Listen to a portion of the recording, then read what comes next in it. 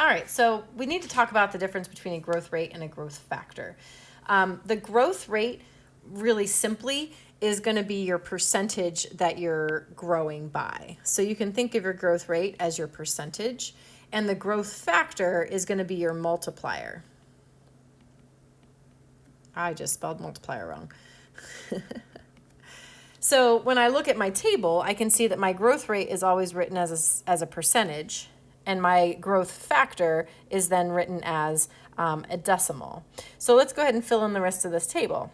So I think in 593, we said that our growth rate was actually decreasing. So, well, there isn't anything there, is there? Right? Because we can't say it's a growth rate when it's actually decreasing. That's why that one's kind of blocked out there. So this doesn't have anything in it. But in the decay, that's when we see things getting smaller.